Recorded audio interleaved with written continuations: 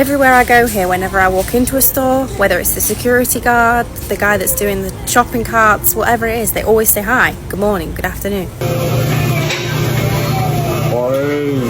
I'll tell you what, I get all of that?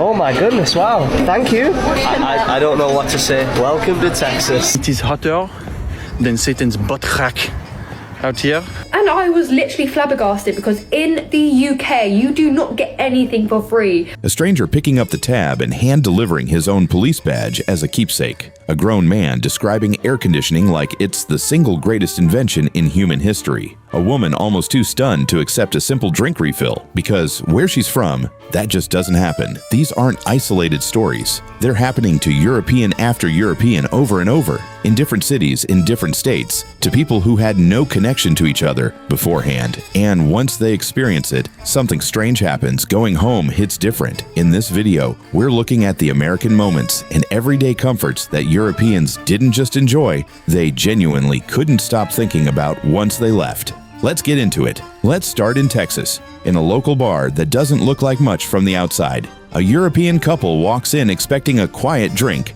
nothing more. What they didn't expect was to leave with a story they'd still be telling months later. The woman says, oh no, the man in the hat already paid for your beers. So we go up to shake his hand. We think it's probably the guy in the big cowboy hat. And he's shaking our hands as a firm handshake. And it's a proper Texas hospitality. He's like, oh yeah, he's just chatting away, asking us where we're going, where we're from. Lovely Texas man. And then he's like, hold on, wait here. I've got something for you guys.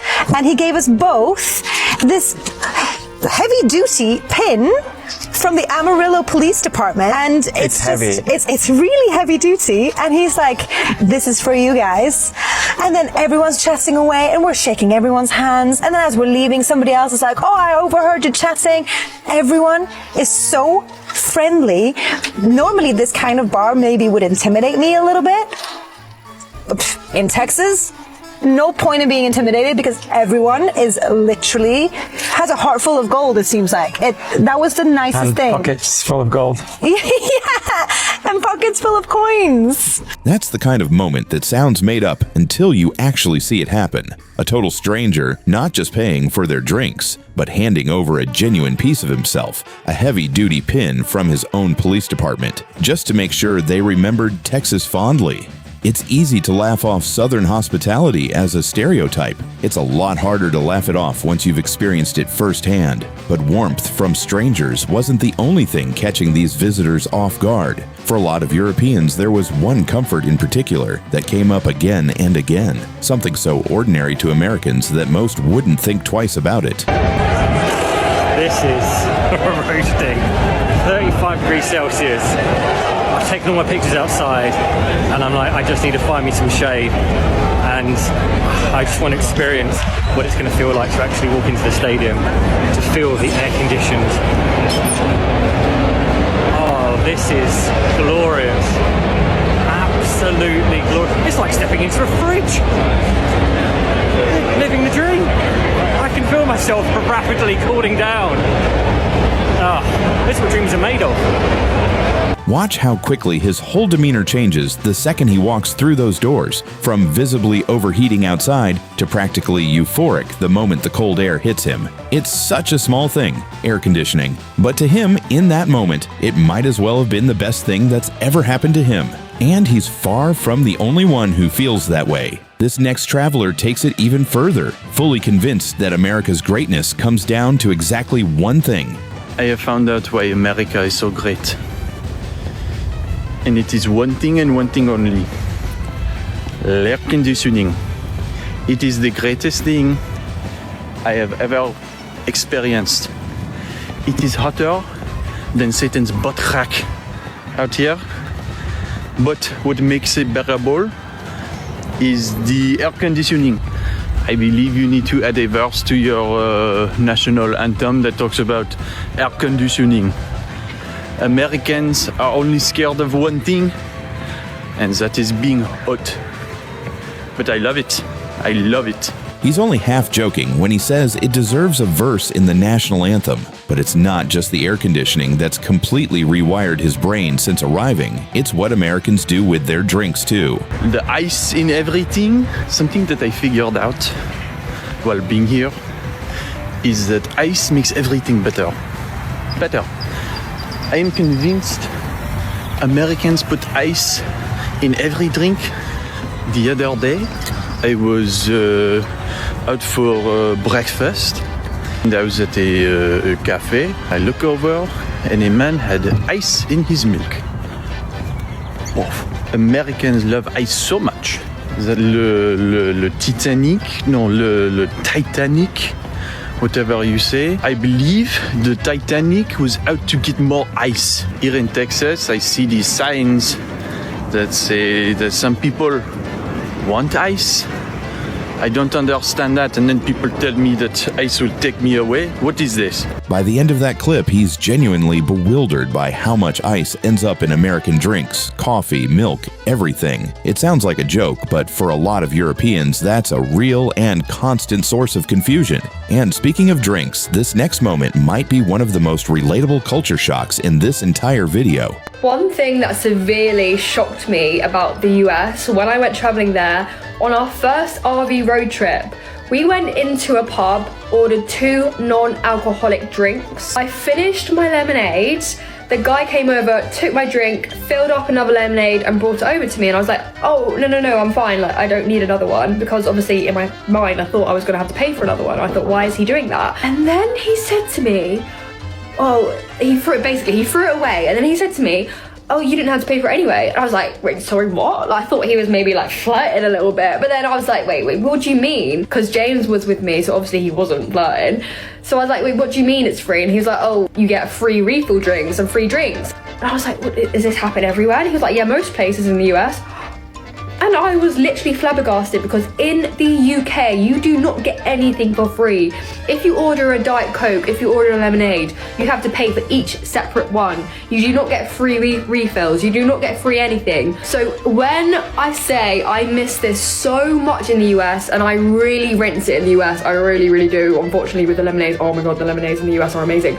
But yeah, that's crazy. Notice her reaction. She genuinely thinks she's being charged again, or worse, that the guy is flirting with her. It takes her a solid few seconds to actually process that the refill is just free. No catch, no charge, nothing. In the UK, she explains, you pay for every single drink individually, so the idea of unlimited refills doesn't even register as a real possibility. One traveler was stunned by a single free refill. This next guy decided to find out exactly how far that generosity actually goes. How many free refills can you actually get at a restaurant? So I went to Buffalo Wild Wings with the goal of ordering as many drinks as possible in a single sitting to see how many they'd give me before I get cut off or reach capacity. My drink of choice was my favorite drink, unsweetened iced tea, because it has 0 calories, but I forgot that it does have caffeine, more on that later. And so I began drinking up my first, second, and third iced tea with absolutely no issue. At the 4th iced tea, I did notice there was visibly more ice in my cup, which I'm guessing was to curb my consumption a bit. But ironically, that actually helped me out, because now it was easier to get more refills, and so I continued on drinking numbers 5, 6, and 7 before the food ultimately came. What starts as a lighthearted experiment slowly turns into an actual mission, drink after drink, refill after refill, with seemingly no end in sight. Obviously, this much liquid came with many bathroom breaks, but I was pacing decently and eventually got into the double digits. At refill number 12, I was starting to reach capacity, not only in terms of the total liquid in my body, but also caffeine, having 600 milligrams at this point, so I only had a few more left. I read somewhere that 14 refills by a single person in one sitting was the record, and so I'm happy to state that after 1.5 hours at Buffalo Wild Wings, I achieved 15 refills, setting the apparent record and proving that free refills are actually endless. Very cool. 15 refills, over 600 milligrams of caffeine, and a record he's genuinely proud of. It's a ridiculous experiment, but it proves the exact point every other traveler in this video has been making. In America, free refills really does mean free. No limit, no catch. If you're enjoying seeing America through their eyes, this is exactly the kind of content we cover here. Go ahead and hit subscribe. There's plenty more of these reactions coming. Now, it's not just tourists noticing these things. This next woman has actually lived in the US for over a decade, and even she can't help but laugh watching everyone else discover it all for the first time. like she's watching her own reaction play out all over again through someone else's eyes. As a Brit who has lived in the US now for going on 11 years, watching everyone descend upon this country for the World Cup is absolutely hilarious. Like, it's almost like we're being discovered for the first time. Like, people's reactions to stuff, it's so funny. Free refills, the bread rolls at Texas Roadhouse, Waffle House, P.F. Chang's I saw someone obsessing over. Like, it's like the fact that you can't walk anywhere. It has me in stitches. It's actually hilarious. Some differences are about comfort and hospitality. Others are just plain strange and have nothing to do with kindness at all. Like this next one, which completely broke one traveler's brain over something most Americans have never even questioned. So I'm currently in America and I've just noticed something on the television in America that is very weird to me as a Brit. So they're showing the first Harry Potter film on television, but you guys name it something different in America. So here, you guys call it Harry Potter and the Sorcerer's Stone. But we don't call it that in the UK. In the UK, it's called Harry Potter and the Philosopher's Stone. So I did some research, and apparently they changed it because they thought the name philosopher would be too boring or academic for US children. So they changed it to sorcerer. I did not know that. In America, you guys call it Harry Potter and the Sorcerer's Stone. In the UK, we call it Harry Potter and the Philosopher's Stone. Mental! Small, random, and completely pointless. But that's exactly the kind of detail that sticks with people long after they've gone home. Then, there are moments that hit somewhere a little deeper. This next couple found themselves somewhere they never expected to fall in love with, and by the end, they genuinely didn't want to leave. If you would have told me 5 years ago I'd be on a beach in Alabama eating some of the best seafood I've ever had in my life, I would not believe you. I don't want to leave. Food seems to be a running theme throughout this entire trip, and it's not hard to understand why once you watch a few different Europeans trying it for the very first time.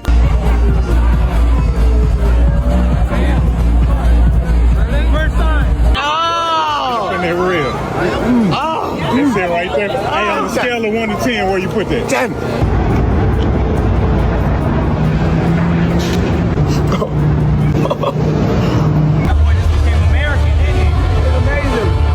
That's not beans on toast, buddy.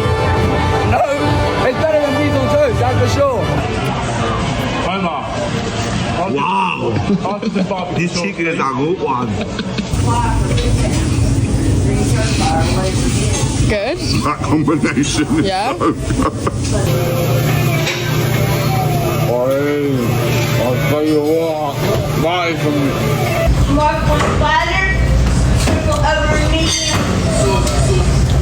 Guys, I'm not fucking with you right now. If we had Chipotle in Australia, I swear to God, I would be there every single day. But it's not just the food itself leaving an impression, it's the people serving it. This next traveler noticed something the moment she walked into an ordinary Target. Something so small, she almost couldn't believe her own reaction to it. Okay, America, the customer service here is on another level. You're putting the UK to shame. And I'm not talking about like restaurants, bars, or jobs where they're obviously doing excellent customer service because they need the tips. I'm talking about just regular salaried customer service jobs. I just got reminded of this as I walked into Publix. So the first time my mum and dad came to visit, a few months ago, Dad and I were chatting and I stepped into a Target, as I always do, and I just said hi, and my dad was like, what? Who are you talking to? And it was just the guy who was collecting the trolleys. He was pushing them in, he saw us come in, he said hi, and my dad was like, are you sure he was talking to us? Which is a prime example of how I was when I first moved here, because it was just so shocking that someone was saying hi on the way into the store. You might get it occasionally in the UK, maybe in like higher end stores, but everywhere I go here, whenever I walk into a store, whether it's the security guard, the guy that's doing the shopping carts, whatever it is, they always say hi, good morning, good afternoon. At the checkouts, they're always saying, have a good day, or just generally making conversation everywhere I go. And I'm not mad about it. It's actually super refreshing, and it's one of the many things that I love about this country. And I'm only sorry that when Americans go to the UK, they must think that we're rude. And I don't think it is that. Being fully honest, I don't think that we are rude. I just think that people are doing their jobs. And I guess culturally here, people are just going over and above in customer service jobs. I don't know why it's different, but it has my vote. Maybe we're just less social in Britain. If you've spent time in both countries and you've noticed some like strange small differences like that, then let me know. Just a simple hi from a stranger collecting shopping carts, and it completely caught her off guard. That level of service goes even further for this next guy, though his experience comes with a bit of a twist by the end. There's been a further development today, American service, which is excellent. But after being here for a few days, you start to get nervous when you're getting good service because you know it's going to cost you. So if you're in the UK and you check into a swimming pool like I've just done, and the guy's like, right, welcome to, I'm trying to think of somewhere which have nice weather. Welcome to Centre Parks. I'm just going to set up your sunbed for you with a towel. You'd be, that's really nice. Thanks, Dave. Dave's setting us up with a towel. What do you say, kids? Thank you, Dave. That's really, it really makes a difference when someone's kind when you check in. And that'd be the end of the interaction. You have a great day. In America, hello, my name's Lewis. I'm going to take you to your sunbed. Great, I can walk there myself. Got legs. I'm going to take you to your sunbed and put your towel down for you. That's great. Towels thrown in. Thanks, Lewis. Towels laid out, personal introductions, someone walking him directly to his seat. It's the kind of service he's clearly never experienced before.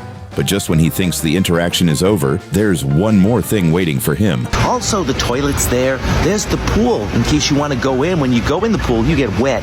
And afterwards, you dry yourself. If you're hungry, you can order food. Okay? That alone is going to cost you $20. Someone pointing out where the toilet... There's the toilet. Okay. I've shown you where you can take a shit.